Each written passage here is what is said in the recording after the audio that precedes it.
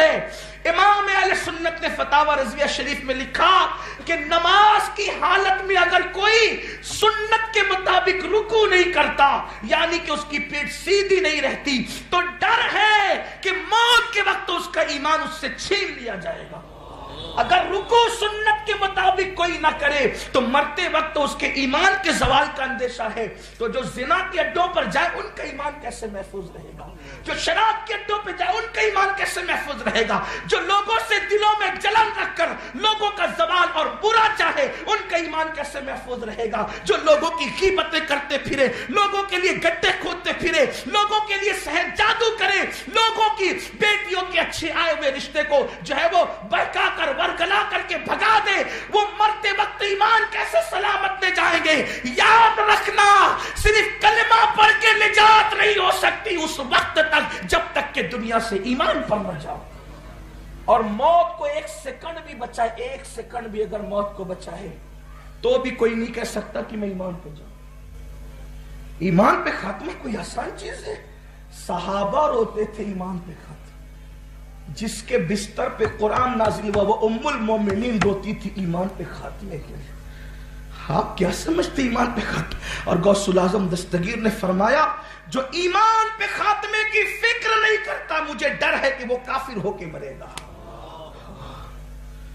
کوئی چھوٹی موٹی چیز ہے ایمان، کلمہ پڑھو اور جنت میں جاؤ، کہاں سے رٹا ہے؟ جب تک کلمے کے تقاضے پورے نہ ہو۔ حدیث مبارکہ میں ضرور آیا اس پہ ہمارا ایمان ہے، لیکن اس حدیث کا اینڈ یہ بھی ہے جو اس کلمے پر گیا، جو اس کلمے پر گیا، اور یہ کلمہ زبان پہ آنا آسان نہیں ہے۔ دن بھر 1000 بار کلمہ پڑھتے ہیں لیکن کرتوت صحیح نہیں ہے، تو موت کے وقت کلمہ ان کی زبان پر نہیں آئے گا جن کے وظیفے میں کلمہ ہوگا، بلکہ موت کے وقت ان کی زبان پہ کلمہ آئے گا جن پر خدا کا فضل ہوگا۔ یہ خاص بات یاد رکھنا۔ میرے پیارے آقا صلی اللہ علیہ وسلم کے پیارے دیوانوں، بہت حساس موضوع ہے یہ کہ ایمان پر بڑے بڑے محدثین کفر پر گئے، کافر ہو کر مرے۔ بڑے بڑے محدثین کی بات کروں، میں آپ اپنی بات نہیں، ہم تو عوام میں سے ہیں، ہمارا تو غسل اور وضو بھی صحیح نہیں ہے۔ وہ محدثین، اور کتنی چھوٹی چھوٹی چیزوں پر۔ ایک بہت بڑا محدث دمشق کا کافر ہو کر مرا، عیسائی ہو کر مرا۔ لوگوں نے اس کی بیوی سے پوچھا بھئی اتنا بڑا محدث جس کی تقریروں سے دمشق سدھرا، وہ کیسے عیسائی کیسے ہو گیا؟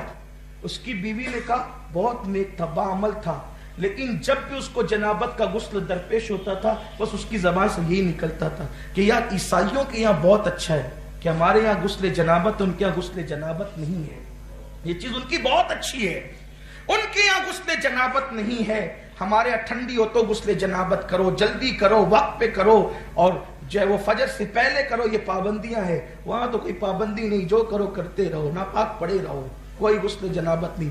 کہا کہ بس اس کی یہ کمزوری میں جانتی ہوں، اس نے عیسائیوں کی ایک ادا کو پسند کیا، اسی لیے قدرت اور اسلام کی ایک عظیم نشانی کو ناپسند کیا، اللہ نے اس کا ایمان مرتے وقت چھین۔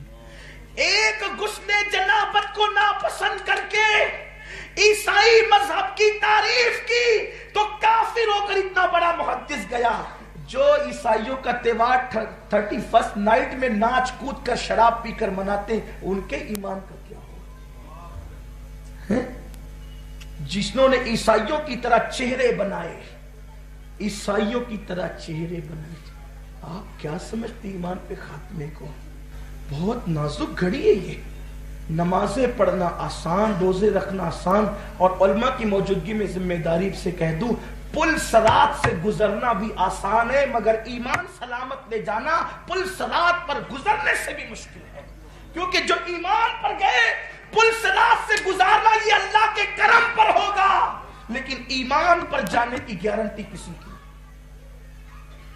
نبی کا بیٹا اگر کفر پہ مرے، نوح علیہ السلام کے بیٹے کی شکل میں، اس کو کشتی میں داخل نہیں ہونے دیا جاتا۔ مجھے ایک یہاں خوبصورت واقعہ یاد آیا ایمان پہ خاتمے کی۔ بہت بڑا نام ہے اہل اسلام کی دنیا میں بہت بڑے مجتہد مطلق، غوث پاک کے بھی امام. میں امام احمد ابن حنبل کے سامنے گردن نیاز اس لیے خم کرتا ہوں کہ ان کی کوئی فضیلت نہ بھی پڑی جائے، اس سے بڑی کیا فضیلت ہوگی کہ وہ پیروں کے پیر کا امام ہے، غوث پاک کا امام ہے، غوث پاک کا امام. غوث پاک جس کو اپنا امام کہیں وہ امام احمد ابن حنبل. انہوں نے بہت بڑی دین کی خدمت کی، وقت کی حکومت سے ٹکر لی، فتنہ خلق قرآن کو انہوں نے کچل دیا. اتنا بڑا امام، علم کے وہ دریا بہائے. اور چاروں فقہ میں سب سے مشکل فقہ امام احمد ابن حنبل ہے، بہت مشکل ہے وہ. یہ لوگ اسی لیے جلدی اس کو فالو نہیں کرتے، عرب میں اس کی بڑی اہمیت ہے، لیکن یہ مشکل ہے بہت، اس کے اندر مشکلات زیادہ ہیں. جب آپ کے بیٹے امام احمد ابن حنبل کے بیٹے فرماتے ہیں کہ میرے ابا کے انتقال کا وقت قریب آیا تو ان پہ غشی کی کیفیت. پہلے ان کا مرتبہ سمجھ لے کہ یہ ہے کون. ان کو فتنہ خلق قرآن کے مقابلے میں جب یہ کھڑے ہوئے تو ان کو چابک مارے گئے، 100 چابک. یہ بھی خاص بات ہے. امام احمد ابن حنبل کہتے ہیں کہ وہ چابک کھانے کا شوق مجھے ایک چور سے پیدا ہوا، چور سے. جب مجھے قاضی نے حکم دیا کہ ان کو مارو 100 کوڑے تو وہاں چور موجود تھا. کہا احمد ابن حنبل میں چور ہوں، چور. یہ 100 کوڑے مجھے کئی بار مار چکے لیکن میں چوری نہیں چھوڑا. جب میں غلطی نہیں چھوڑا 100 چابک کی مار سے اور اس کے خوف سے تو تو حق کو کیسے چھوڑے گا. وہ کہتے ہیں اس کے جملے نے مجھے تقویت عطا کر دی، اس کے جملے، چور کے جملے نے تقویت، اور میں کوڑے کھانے کے لیے تیار ہو گیا. اور پھر جب کوڑے برسائے گئے تو سیٹنگ یہ کی گئی تھی، یہ ترکیب کی گئی تھی کہ ان کی لنگی پہ کوڑے مارو تاکہ یہ لنگی نیچے گر جائے اور ان کی جو ہے وہ حیا کا جو ہے وہ معاذ اللہ عام ہو جائے، ان کی بے حیائی کا معاذ اللہ اعلان ہو جائے، حیا کے پردے اٹھ جائے اور معاذ اللہ ان کی حیا کی جگہ لوگ دیکھ لیں. کہتے ہیں مارے جا رہے تھے، میرے دونوں ہاتھ مصروف تھے اور قریب تھا کہ میرا سطر کھل جاتا اور بے حیائی ہوتی. غیب سے ہاتھ نمودار ہوئے اور اس نے احمد ابن حنبل کی تیبند باندھ دی. غیبی ہاتھ. یہ بات بھی میں اب آگے بڑھتے ہوئے کہہ دوں. لوگ کہتے ہیں کیا مسلک لگائے رہتے ہو، کیا مسلک کی بات ہے. مسلک کا تحفظ کرنے والوں کی ایزار بھی غیبی ہاتھ باندھا کرتے ہیں. مسلک کو تحفظ دینے والوں کی اہمیت اتنی ہے. جو مسلک حقہ کی ترجمان ہوتے ہیں ان کے مرتبے یہ ہیں. اللہ اکبر. تو میرے آقا صلی اللہ علیہ وسلم کے دیوانوں، غیبی ہاتھوں نے جس کے تیبند باندھے ہو وہ احمد ابن حنبل کے بیٹے کہتے ہیں کہ میرے ابا جب دنیا سے جانے لگے، کوچ کرنے لگے، غشی تاری تھی، میں نے سوچا رومال سے اپنے ابا کے جبڑے باندھ دوں. جب رومال سے چہرے کے وہ ہونٹ اور جبڑے باندھنے کے لیے گیا تو وہ ہاتھ سے کسی کو یوں کہہ رہے تھے، ابھی نہیں ابھی نہیں ابھی نہیں. ہاتھ سے کہتے ابھی نہیں ابھی نہیں ابھی نہیں. میں نے کہا ابا جی آپ کی آخری لمحات یہ ہاتھ سے ہٹا کے ابھی نہیں کس کو کہہ رہے ہیں. کہا بیٹا میرا آخری وقت ہے، تو بھی کیا سوال کرتا ہے، لیکن پوچھ لیا تو سن.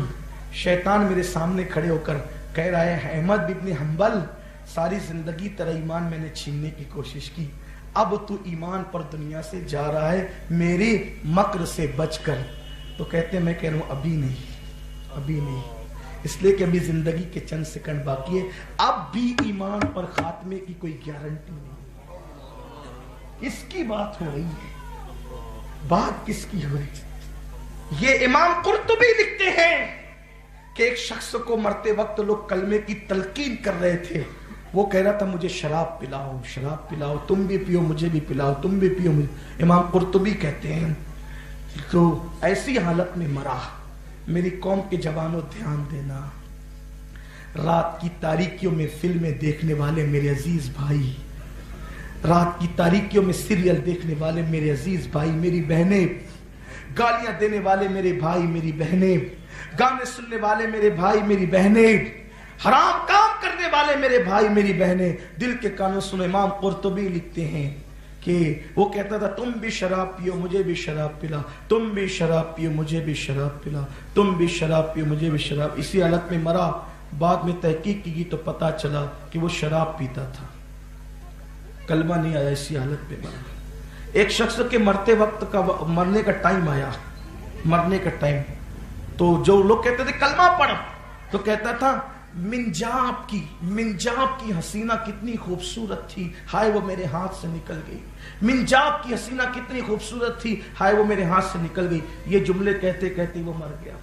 बाद में उसके घर वालों से तहकीक की गई, कहा कि ये मिंजाब की हसीना का क्या किस्सा है। तो कहा कि एक औरत थी जो मिंजाब के हम्माम में जा रही थी, तो उतने में उसने पूछा कि मिंजाब का हम्माम किधर है, तो इसने कहा कि इधर है। उसको पता नहीं था, उसके घर की तरफ इशारा किया, अंदर घुसा दिया उसको, और अंदर दाखिल हुआ और कहा तू कितनी खूबसूरत है, मिंजाब के हम्माम में कहा जाती, मेरा घर देख कितना खूबसूरत है। वो औरत होशियार थी, उसने कहा ऐसे धोखे से जिना करना क्या मतलब, अरे तू भी खूबसूरत है, मैं तुझसे प्यार करने लगी, अपने निकाह करते हैं, शान से जिंदगी गुजारते हैं। उसको यकीन आ गया, उसने कहा अच्छा कुछ करने से पहले मैं कुछ खाना ले आता हूँ। गया और छोड़ गया, इधर वो निकला, इधर ये इज्जत बचाकर शराफत से निकल गई। उसके बाद ये उसकी शान में अशआर कहने लगा, उसके हुस्न पर, उसकी जुल्फों पे अशआर कहने लगा, और जब मरने का वक्त आया तो उसी अशआर पर उसका खात्मा। फिल्मों की हीरोइन के गाने और उनकी तारीफ करने वाले कहां है? कानों में एयरफोन लगाकर जब तक के नहीं बैठते तब तक किसी को नींद नहीं आती, किसी की रोटियां नहीं बनती। दुनिया में जो करोगे उसी पे मरोगे, और जिस पे मरोगे उसी पे उठोगे, जिस पे मरोगे उसी पे उठोगे। लिल्लाह अपने हाल पे रहम करो, लिल्लाह अपने हाल पे रहम करो।